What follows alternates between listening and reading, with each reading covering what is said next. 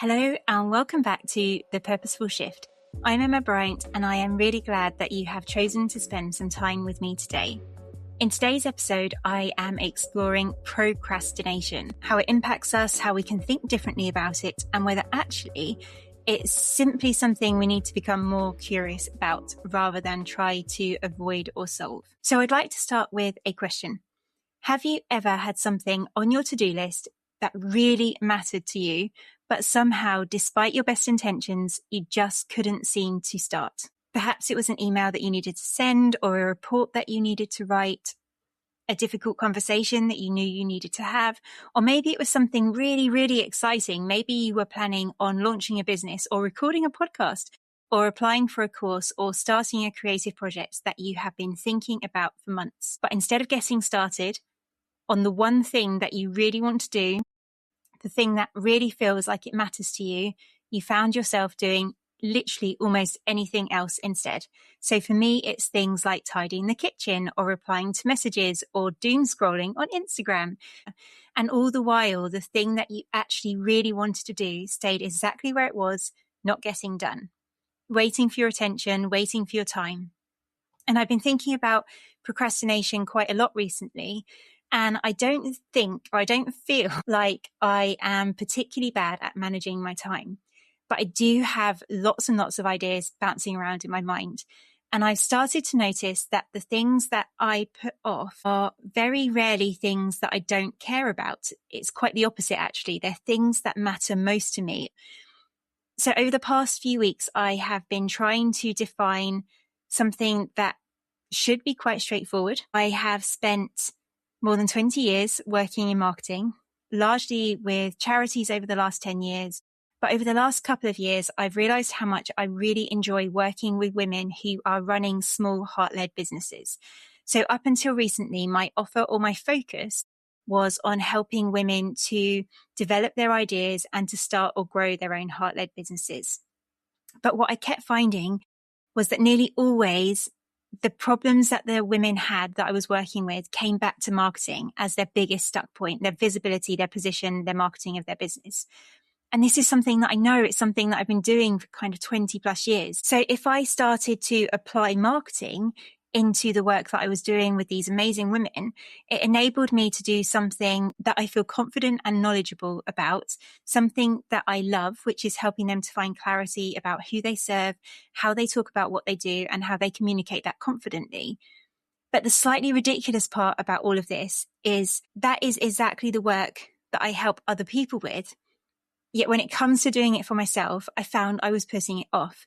I would open a blank page of ideas for Instagram or for website content or for blogs that I wanted to write or articles on Substack. And I'd write a few notes and then I'd close it down again and think, I'll come back to that later. I haven't got space for that right now. I'm going to come back and I'm going to finish it. And then I would forget about it. Or worse, I would brain dump lots and lots of ideas, but then not take them any further. So they just sat there on my laptop as another file that I ultimately forget about. And I did it the other day. I wrote down 3 or 4 different ideas for Substack articles that I could finish. I even did some voice notes to get things started, and I never went back and finished them. And one of them was about the eclipse the night before. And so obviously it's been a few days now and it's too late to share that. Or maybe it isn't if I rehash it a little bit, but I haven't done anything with it. I haven't taken it any further. And I would tell myself that I'm feeling tired or that now is not the right time to finish this because I need to spend my time doing something else. Or that I had some client work that I needed to do, which was more important because that paid work had to come first. Or that I think about this whole idea and the articles and the strategy behind them much more clearly tomorrow because I think better in the morning and it was now kind of late afternoon. And I noticed that this was becoming a pattern of avoidance for me. I was choosing not to choose. I was choosing not to make a decision and not to move forward. And it's left me feeling quite curious about why I was staying stuck when I know what it is that I want to do and I know to do it. For years, I think many of us have been told that procrastination is maybe connected to or linked to laziness or poor discipline or bad time management, that if we could just somehow become a little bit more organized or a bit more motivated or a little bit more productive, that we would stop putting things off and actually get the stuff done that we want to do. But the research that I found actually paints quite a different picture, and it has me thinking, what if procrastination isn't actually about the task that we think we're putting off at all? What if it's trying to tell us something about how we're feeling about the task that we're putting off? And that question has completely changed how I have been thinking about my own behavior recently, because the feelings behind the task are really interesting. So naturally, I did what I often do when something like this catches my attention and sparks curiosity in my brain. I go down a rabbit hole. I started reading about this a little bit more because I wanted to understand whether procrastination really was poor time management or whether there was something else going on within me and my potentially ADHD perimenopausal self. And the first thing I discovered threw a bit of a spanner in the works to what I had believed before the research. So one of the leading researchers in this area is called Professor Timothy Pychyl, and I am sure that I have pronounced that incorrectly, and I apologize. I'm just going to call him Professor Tim. He argues that procrastination isn't really a time management problem at all, but that it's an emotion regulation problem. So in other words, when we procrastinate, we're often not avoiding the task itself. We're avoiding the feelings that the task creates. So that's an interesting way to look at what I'm putting off and the feelings that I have associated with that. Because when I considered that blank page on my laptop, I realized that I wasn't actually avoiding writing something down. I write copy for clients all the time. I'm not a copywriter, but I do marketing copy, and it's something that I'm really comfortable with. And I wasn't avoiding marketing per se. I'm pretty confident in that generally too, having worked in marketing roles for more than 20 years and having marketed my own businesses. So what was I actually avoiding? And if I think about it, and I'm truly honest with myself, I think in this instance, I was avoiding making a decision. Because once I decide that I want my business to become this, it feels real. It means putting my head above the parapet. It means saying to the world, this is what I do now. This is the next iteration or version of me. And yes, it is different to what I was doing 12 months ago. And yes, I've changed my mind again. And yes, I've evolved. And yes, you can keep up. And that's a much more vulnerable thing for me to do because I have lots of ideas bouncing around in my head. I describe it like a pinball machine. I like experimenting with things. I change my mind often. I test things. I test businesses, not just the ideas, but the actual businesses themselves. I launch businesses. And if they don't work, I stop doing them and I switch to something else. So sometimes they do work, sometimes they don't. And if something no longer feels right to me, I'm actually quite comfortable stopping doing that because I do listen to my feelings around that thing. And if I'm honest, though, I do still sometimes catch myself calling that quitting, even though it's not quitting, it's recognizing that that thing is no longer serving you. And perhaps what that actually is learning. It's learning to recognize our feelings and how they're impacting the task or the thing that we're doing. So maybe you've experienced something similar. Maybe you have thought about applying for a new job, and you're not actually avoiding updating your CV as the task itself, but you're avoiding the possibility that you might not get the interview because that's a totally different situation. Or maybe you've been putting off having a difficult conversation and it's not the act of talking to somebody or the conversation itself, but the discomfort that might come with it for you or the other person because of what you need to talk about. Or perhaps you've been meaning to book a doctor's appointment or sort out your finances or start exercising or finally tackle something that has been sitting on your to-do list for months. And that task itself might only take you 10 or 20 minutes. It might not even be a particularly difficult or challenging task to complete, but perhaps the feeling that's attached to that task feels enormous to you. And when I start looking at procrastination through that lens, something else begins to make sense to me. Because if procrastination is about managing our uncomfortable emotions, then it also explains why we often then choose to do something else instead. Something that feels easier or more familiar or gives us a quick sense of achievement or a dopamine hit. Suddenly tidying that kitchen drawer starts to feel incredibly productive. You know the one that I mean, where everything gets dumped, that drawer.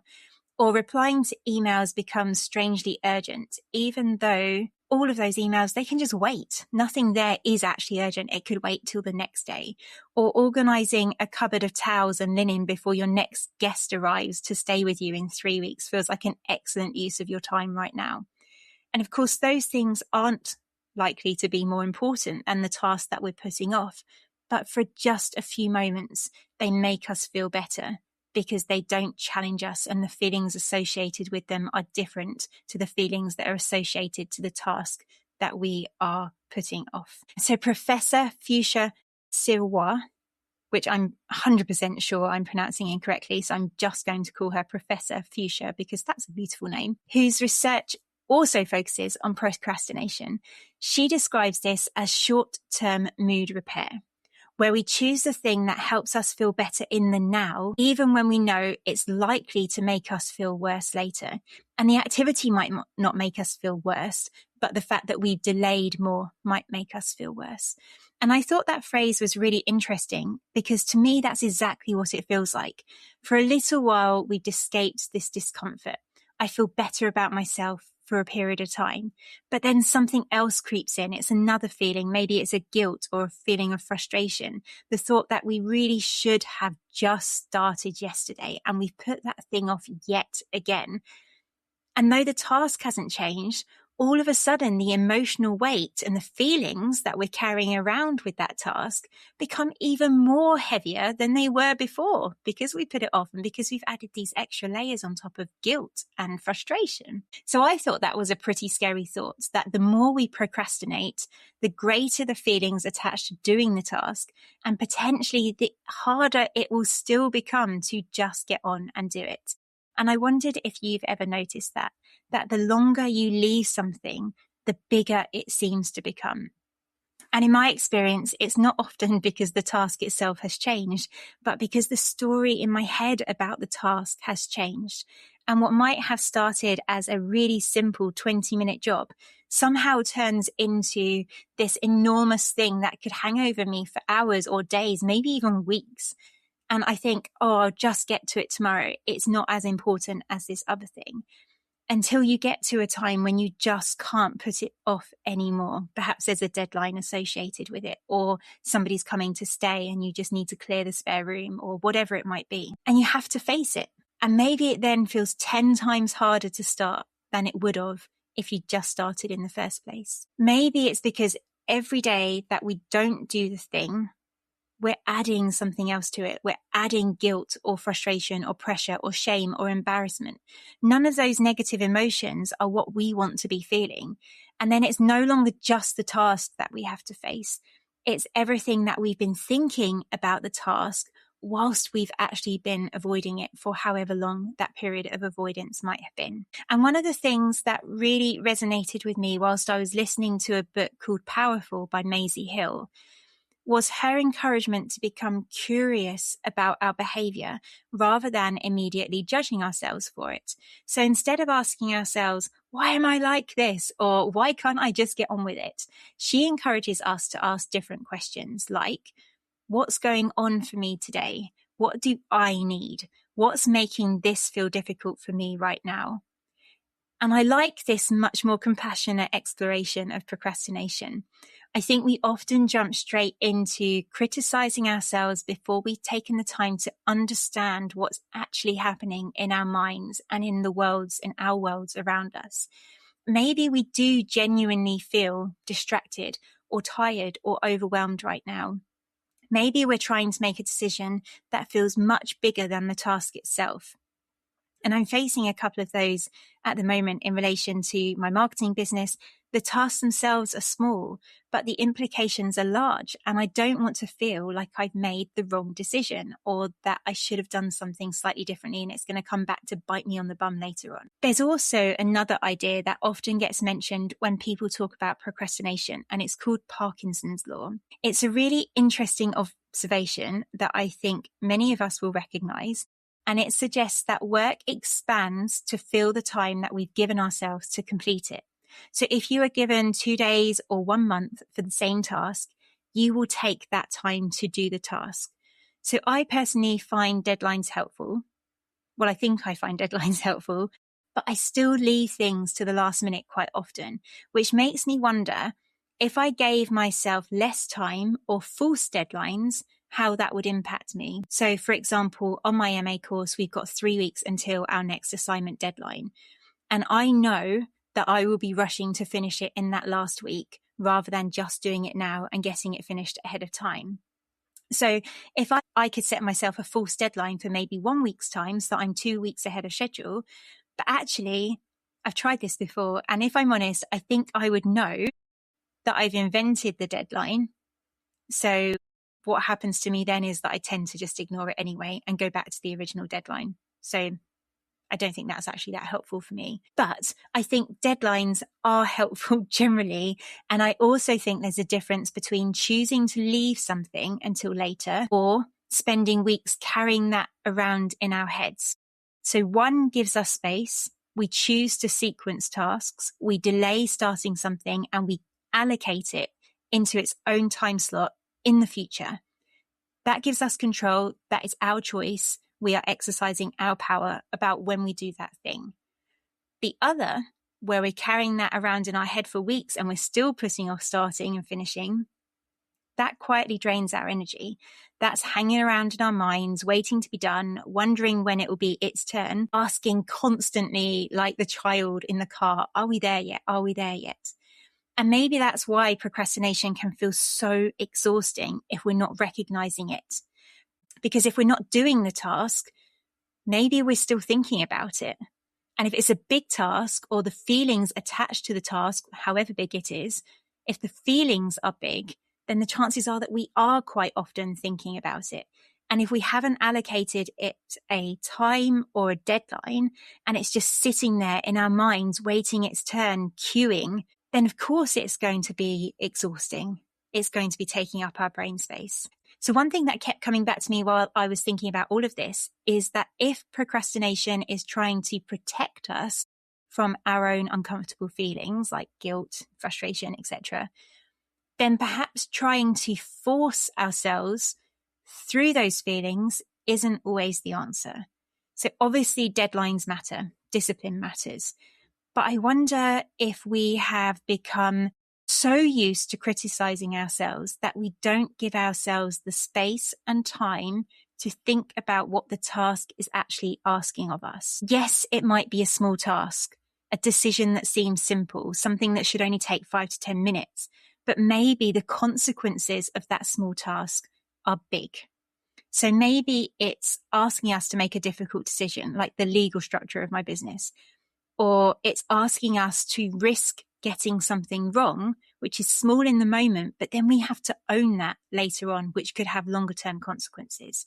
Maybe it's asking us to be seen, to be visible, to be vulnerable, to be open to judgment. Is it simply asking us to begin before we feel ready, when we don't feel like we have enough confidence or knowledge or experience to do the task in the first place? Over the last few podcast episodes, I have talked about perfectionism, about being afraid to be seen trying, about imposter syndrome, and now today about procrastination. And they're all slightly different experiences, but I feel like they are all very much connected. They're all moments when we are faced with discomfort. And it's human nature for us to want to protect ourselves from discomfort. But that doesn't mean that we should avoid discomfort forever. Maybe we can start by responding to ourselves with just a little bit more understanding. So following on from all of this research, I'm now trying to change how I converse with myself, basically. So rather than me saying, why can't I just get on with this task at hand? I'm now trying to ask myself instead, what is it about this task that's feeling difficult for me today? And sometimes when I've tested this, the answer is really surprisingly obvious. It's because I'm tired or I'm overwhelmed. Often it's a bit deeper and I'm worried about making the wrong decision. And sometimes I've just built the task up in my mind to be something that's much bigger than it actually is. And once I know the answer to that question, or once I've explored that a little bit, I can usually do something with that. I can take a break.